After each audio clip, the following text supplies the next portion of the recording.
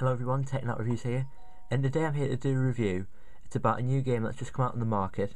I'm sure a lot of you have downloaded the previous version to it, as you can tell by the title. I'm doing a review on The Sims 3 Worldwide Adventures, and as a lot of you know, it's a sequel to an already very popular game, if I can find it, which is The Sims, somewhere. Where is it? There it is, right, The Sims 3. And that's its predecessor, alright. And it's just literally come out. I'm not sure when it was. I don't know if it was yesterday or today. It's had a few reviews on the App Store, but yeah, that's it. That's the logo for it.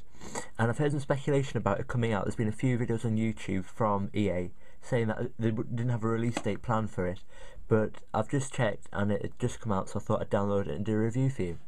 Okay, and I've done a hard reset on my iPod, so it should work alright with it. So here we go. That's my phone ringing. Just ignore that. Alright, push notifications.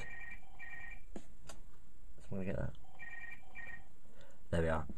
Right, so it's got the EA logo, and since you can hear by the tune, it's got some songs on it and things. Right, and the interface is just the same as the old Sims 3, as you can tell. It's got a tiny little banner at the top, so you can read that. It just tells you information about the game. This is the first look review, by the way. I haven't opened this before. Want to import your sim from the Sims 3 to iPod Touch? Press Start Game and Import. That's all the top bit says. So I presume that's just giving you information about what the game's about. So here we are. It's got goals checklist, which is the same as on the old one. I bet it's $100. It is a bit annoying, that theme tune, let's be honest. More games, which is just EA's various array of games. Sorry about I've got a cold. Music library, so you can obviously play music, which is a good addition because I don't think you could do that on the previous one. So you obviously pick a song. Quickly see what that one's like. Because if anybody's got GTA Chinatown Wars for the iPod or Brothers in Arms 2, you'll notice that it's quite hard and difficult to get your music on. And all this does, it must just give you a list of what songs you want. Let's see what this does. It looks like there's a few games which incorporate this sort of layout, where you click the add songs. See if you add playlists.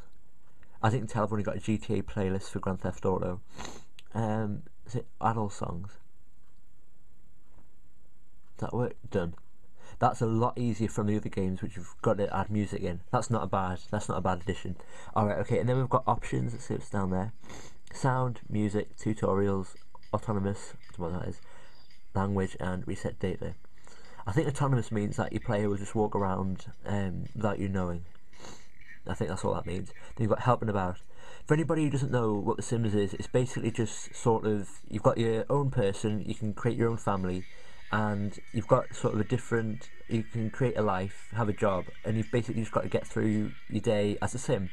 So that's basically all it is, and I believe it's also out for PC as well. Sims 3 Worldwide Adventures. Alright, so without further ado, let's start the game and see what happens. Sims 3 Worldwide Adventures now has 7 save locations, and I presume a lot of you who've got the old Sims noticed an update for the old Sims which was not really liked by a lot of people who downloaded it, as it erased all their sim data, which is why the original Sims hasn't got a very high rating on the App Store. So hopefully this will save my game.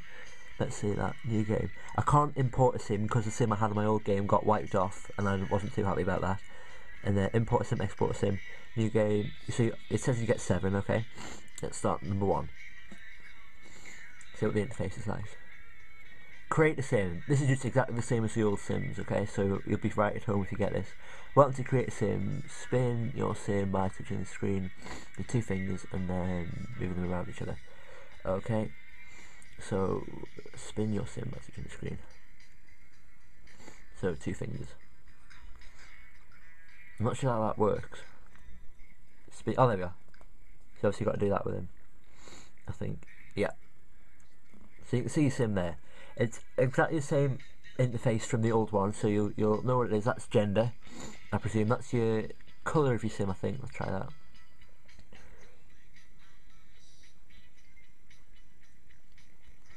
I'm not sure what it does. I think it's editing the skin tone. Yeah, you can see that's getting browner and browner. Okay, I don't think I haven't got back to the normal one. There we are. Okay, and there we are. You've got your eye colour. Well, it must be realistic, so I've actually got face tracking on this guy here, so there. You must Must be quite realistic. Okay, the graphics actually look slightly better than on the original Sims 3. You can see he's got freckles there, which obviously weren't there in the old one, and it tells you the eye code is changing around. So I'll quickly create a sim, so I'm not boring too long. Right here, I have brown eyes because I've got brown eyes in real life. That's it. Oh, sorry. Right, there we are. Okay, and then on the right, what's this? I don't like this down there. That obviously, that's the random thing. So I've got 2 dice there, which means you get a random choice. So your head, you can choose between your heads. Beard, no beard, stubble. I think I'll just have. I'll go back to the original. There we go. You can have. I think it's that hats, combs. Yeah. So your hair. Yeah. I think. Show you what options you've got. It's almost like if you've got FIFA and you create your own player. It's almost the sort of range you've got there. So that's all the range you get. I think I'll have that one. Okay. And that.